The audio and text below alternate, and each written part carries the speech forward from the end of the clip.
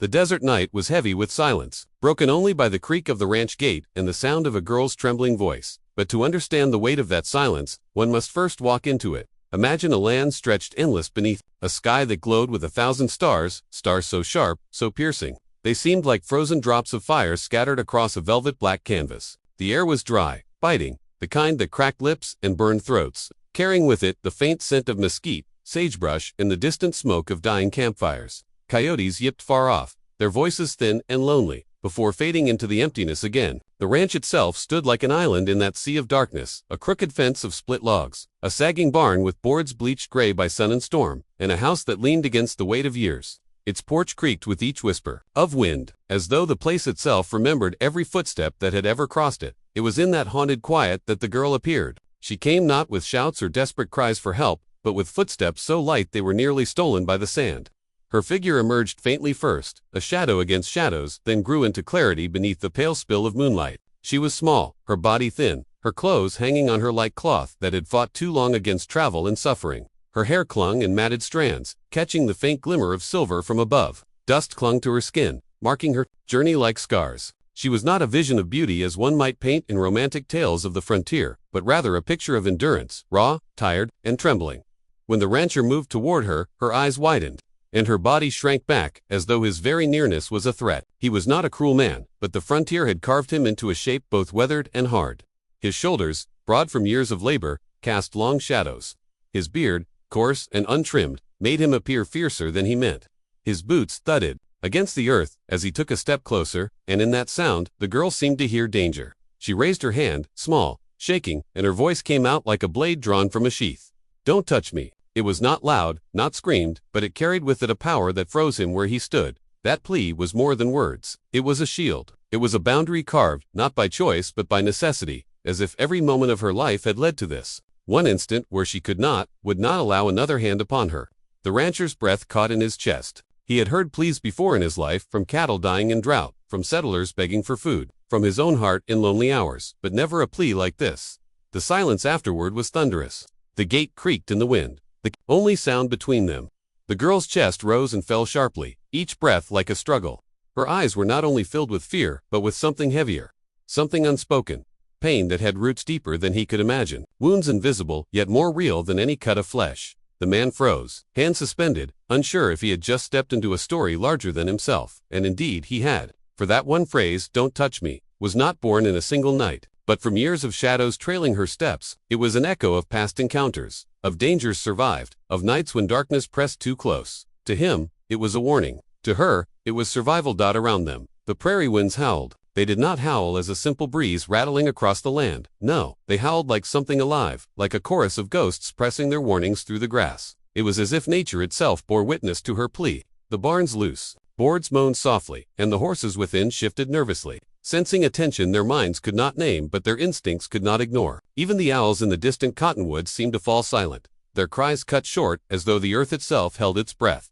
The girl's shadow, cast in long lines by the lantern light, trembled against the dust at her feet. Her lips cracked and dry, pressed together, but her eyes, they spoke with a fire the rancher could not look away from. They seemed too old for her face, too heavy for her body, as though she carried not only her own story, but the stories of countless others who had walked the hard path before her. And though the night seemed still, it was anything but empty, for in that stillness lived the echo of footsteps long past, of mothers who whispered to their children to run, of fathers who stood guard against the encroaching dark, of warriors who once vowed to protect their people with their last breath. All those echoes seemed to converge here, in this one moment between a girl who trembled and a man who stood frozen, unable to step closer, unable to step back. The prairie stretched endless around them, but it was no longer just land. It was a stage, vast and unyielding, upon which a drama older than either of them was about to unfold. The stars above glittered indifferently, but perhaps somewhere among them, unseen eyes watched with intent. The man, caught between the pull of compassion and the weight of her refusal, felt time itself slow. His hand, rough with calluses, hung inches from his side, aching to offer comfort yet forbidden to move. And he realized then that sometimes the greatest act of strength was restraint, that sometimes the most powerful gesture was stillness. But what he did not know, what he could not yet know, was that her plea was not a solitary cry into the night. It was heard, it was carried, and before another dawn rose, it would summon forces greater than either of them could have imagined. The words hung in the air like the crack of a whip, sharp, undeniable, echoing louder in silence than they ever could have shouted. "Don't touch me." They lingered between them, refusing to fade, as though the night itself had etched them into the space, carved into the cold desert wind, so they could never be forgotten. The rancher's hand, which had instinctively twitched toward her when she stumbled, now remained suspended in midair, frozen in hesitation. He had not meant harm, had not even thought of harm. His body had moved out of habit. The same habit that made him reach for a horse when it bucked, or a calf when it slipped in mud. It was the instinct of someone who had lived alone, long enough that even the smallest sign of life stirred some reflexive tether of care. But her reaction, the sharp recoil, the tremor in her voice stopped him cold. He let his arm fall slowly to his side, each movement deliberate, cautious. As though lowering a weapon, his boots shifted slightly in the dirt, grinding pebbles under their weight. The lantern on the porch flickered, throwing broken shadows across his weather-worn face. His eyes, hard as flint, yet not unkind, searched hers for understanding. But her gaze was locked on him with a fire he hadn't expected, not the fire of hatred, but the raw, unyielding fire of defense. It was the look of someone who had been cornered too many times before, who had learned that survival depended not on trust but on resistance. And so the silence stretched. It wasn't the comfortable silence of an empty prairie night, nor the still hush of a home where no one stirred. No, this silence was weighted, suffocating, pressing down on both of them with the intensity of words unsaid. The rancher, who had once endured years of solitude without flinching, suddenly found himself unsettled by it, for in this silence lived her story, a story unspoken yet undeniable. Her chest rose and fell unevenly. She stood just inside the boundary of the gate, one hand gripping the splintered wood as if it alone kept her upright.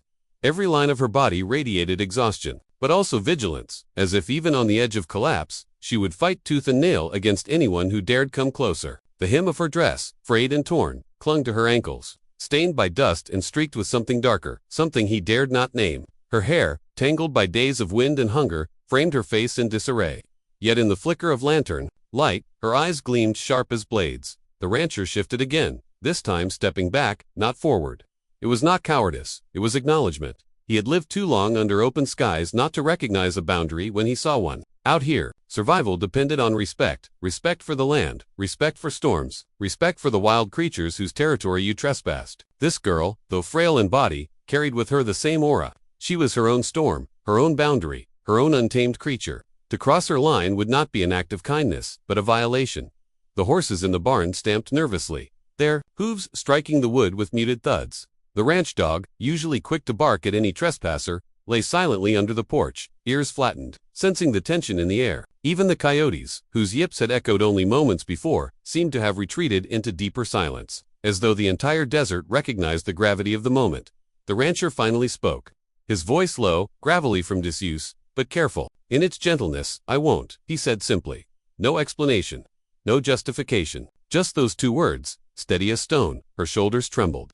Not from cold, though the night was chill, but from the weight of her own guardedness. For a moment, she seemed ready to argue, to repeat her plea, to raise her hand again, in desperate warning. But his words seemed to strike her differently than his movement had. Something in his tone, rough but sincere, carried no hunger, no threat, only restraint. Still, trust did not bloom. Trust, for her, was not a flower but a grave, dug too many times before. She only tightened her grip on the gatepost, her knuckles, pale against the splintered wood. The rancher did not push further. He had lived with silence too long to fear it, had lived with loneliness too long to demand its opposite. Instead, he lowered himself onto the edge of the porch step, boots scraping against the wood, keeping the lantern between them like a neutral fire. He did not invite her in. He did not move toward her. He only sat, his broad frame sinking into the shadows, eyes fixed not on her but on the horizon. The stars above wheeled slowly, patient in their watch. Time passed, minutes, perhaps longer, though neither measured it. She remained at the gate, poised like a wild animal caught between flight and collapse, while he stayed at the porch, as unmoving as the mountains in the distance. Two lives, two solitudes, now caught in the same fragile stillness. And yet, beneath that stillness, currents swirled. She had spoken her plea. He had answered with restraint, and though no agreement was spoken, something unspoken had been laid. Between them, a fragile thread, invisible but undeniable. It was not trust, not yet, but it was the faintest glimmer of understanding, that he would not cross her boundary, that she could hold her line without fear of immediate trespass. But if the rancher felt the weight of that thread, he also felt another presence lingering at the edges of the night, something vast, invisible, but approaching. He could not name it, could not see it, but he felt it all the same, the way one feels the rumble of a storm long before thunder breaks. The girl's plea had not only pierced him, it had pierced the silence of the land itself. In silence in these parts was never empty. It carried tomorrow, the world would answer. Dawn crept across the land, not as a gentle guest, but as a herald of reckoning. The first light broke jagged over the ridgeline, spilling long shadows across the ranch. The world stirred in layers, first the chill lifting from the earth, then the soft groan of wood as it warmed, then the caw of distant crows carried on the wind. But beneath these natural stirrings, something heavier pulsed through the soil, a vibration that was not born of nature alone. The rancher felt it before he heard it. His boots, planted firmly on the porch boards, registered the faintest tremor, a rhythm too measured to be wind, too deliberate to be the shifting of earth. His ears caught the sound next, a low, almost imperceptible hum, like distant thunder caught in the belly of the plains. At first, he thought it was storm echo, but there were no clouds to the east. The sky was clear, wide as eternity. And then it struck him. This was no storm of weather. It was a storm of men. That the girl at the gate straightened, her weariness melting away as if dawn itself poured strength back into her limbs. She did not look at the rancher, her eyes fixed on the horizon, sharp, knowing, as though she had been waiting for this very tremor to arrive. Her posture changed. The fragility that had defined her the night before now gave way to an unshakable stillness, the stillness of someone rooted not in isolation but in belonging. The plea that had escaped her lips hours earlier had not been a solitary cry. It had been the invocation of a bond greater than herself. Then they came. At first, they appeared like shadows on the ridge, silhouettes painted against the rising sun. The rancher narrowed his eyes, trying to count, but they multiplied as quickly as he could blink. One shadow became 10, 10 became 50, 50 became an unbroken wave cresting the horizon. Dust rose under the pounding of hooves, swirling upward into a haze that caught the early light, turning the whole ridge into a shimmering mirage. Yet this was no trick of the desert. These were riders, flesh and blood, descending with purpose. The sound deepened, hoofbeats drumming in unison, a rhythm that grew heavier, faster, until it consumed the air. The rancher had faced cattle stampedes before, the earth-shaking terror of hundreds of beasts charging without reason. But this was different. This was not chaos. This was order. Every horse, every rider, moved as though guided by a single will, a single heartbeat. There was no shouting, no wild whooping, no signal given. And yet 300 warriors advanced with a discipline that dwarfed even the most trained cavalry he had seen in the war.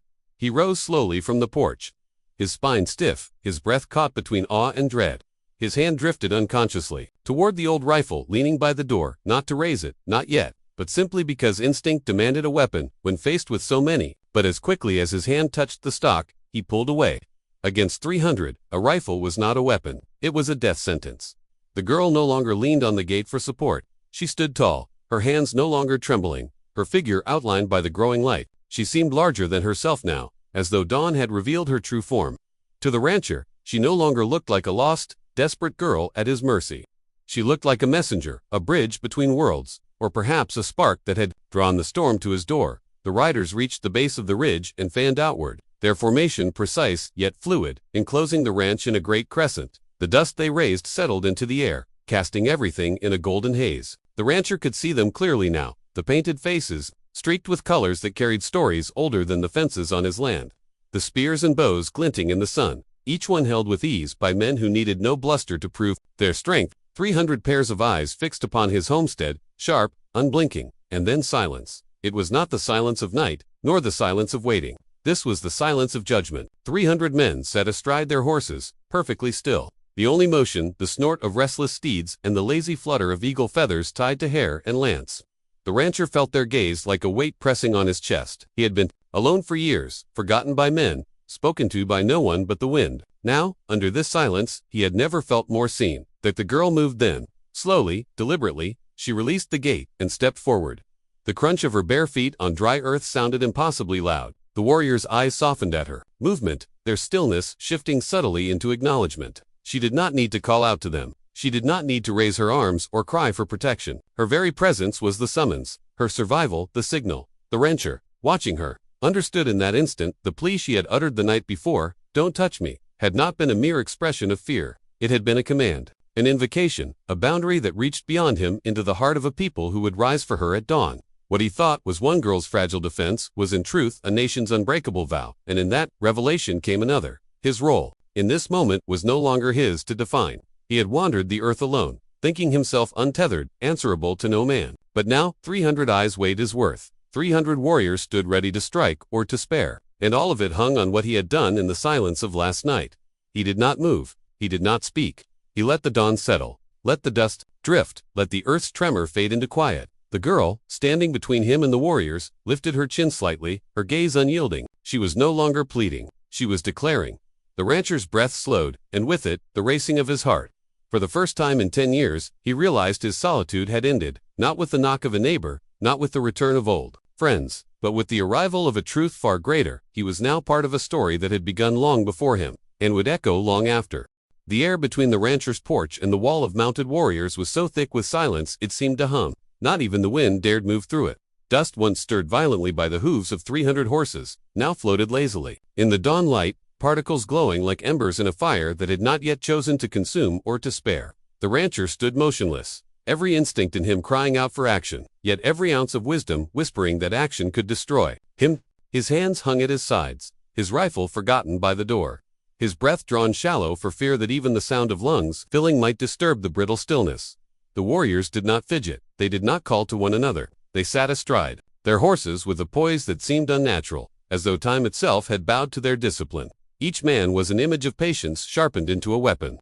Spears and bows rested easily in their hands, but it was not the weapons that carried the greatest threat, it was the eyes. Hundreds of eyes, dark and unflinching, trained on the lone figure before them. The rancher had faced storms that toppled trees, had watched wolves circle his cattle under a hunter's moon, had even stood in the ranks of men facing cannons during the war, but never, not once, had he felt as naked as he did beneath those eyes. At the center of it all, the girl stood between two worlds, her bare feet planted firmly in the dust, her thin figure outlined by the growing sun. She was no longer the weary, broken creature who had collapsed at his gate. The rancher could see it clearly now. The exhaustion had been real, the desperation had been real, but they had been the shadow of something greater, not its essence. What had once looked like fragility now revealed itself as a mask for resilience. She held her head high, her eyes locked not on him, but on the gathering of warriors, her people, and they, in turn, looked not at him, not at the land, not at the rifle leaning uselessly by the door. They looked at her. That gaze was what kept him alive in that moment. He knew it instinctively. If she had fallen lifeless in the night, if her body had been dishonored, if her plea had been ignored, the dawn would have delivered him nothing less than annihilation. His home would be ash, his bones scattered, his name unremembered. But because she stood there, breathing, unbroken, her presence had transformed the ranch into a space of judgment rather than vengeance. Still, judgment could tip either way.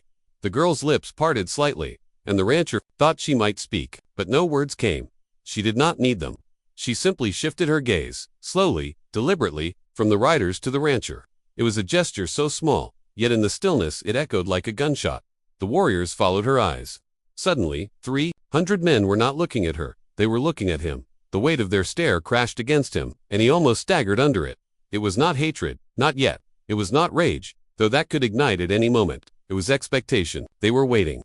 Waiting for him to break the silence. Waiting for him to prove whether he was predator or protector, whether his hand the night before had reached to harm or had restrained itself in mercy. The rancher's throat burned. He wanted to explain himself, to shout across the distance that he had done nothing but stand in the stillness of her plea. He wanted to say that he had respected the boundaries she had carved with trembling lips, that he had seen her not as a possession but as a soul fighting to remain her own. But he knew words were fragile things in such a moment. A wrong syllable, a misplaced tone, could ignite the tinder lying so thickly in the air. So he stood still. He let the silence be his offering. His eyes did not dart, his hands did not twitch. His weight did not shift nervously from foot to foot. He simply faced them, steady, as if to say, I will not flee. I will not fight. I will stand here and let you see the truth of me. The girl's expression softened by the faintest degree.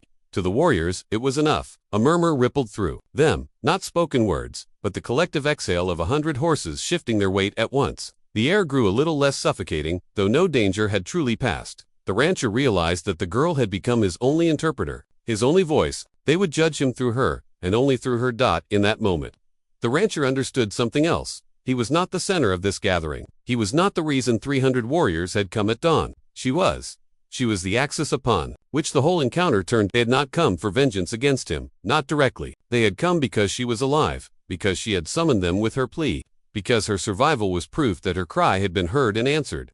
He was a bystander in his own yard, swept into the current of a story that belonged to her people. The realization brought with it both terror and relief.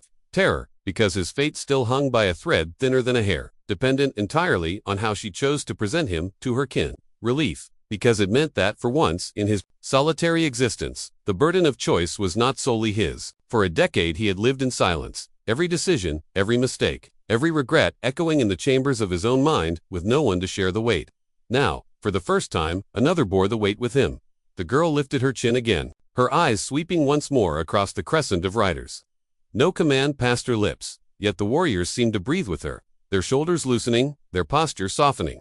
Some lowered their weapons, resting them across their laps. Others inclined their heads slightly, as if acknowledging that judgment had been made. The rancher's heart thudded in his chest. He did not yet know the verdict, but he knew a decision had been reached. He had not been struck down where he stood. That alone was a gift, though one he dared not yet claim as survival. He could feel it still, the line, taut as a wire, stretched between life and death. Then, finally, the girl looked back at him. Her eyes, dark and unwavering, carried a message he could not fully decipher. It was not gratitude, not yet, nor was it accusation. It was something far more complex, a recognition, perhaps, that his fate was now bound to hers in ways neither could have predicted. The rancher swallowed hard, his mouth dry as dust. He nodded, a small gesture, but one meant for her alone. It was his way of saying, "I hear you. I understand. I will not break the silence you gave me." And with that, the dawn settled fully over the ranch, bathing the land in gold. The silence lingered, but it was no longer suffocating. It had transformed into something else, not peace, not yet, but possibility. For the first time in 10 years, the rancher knew that he was no longer alone.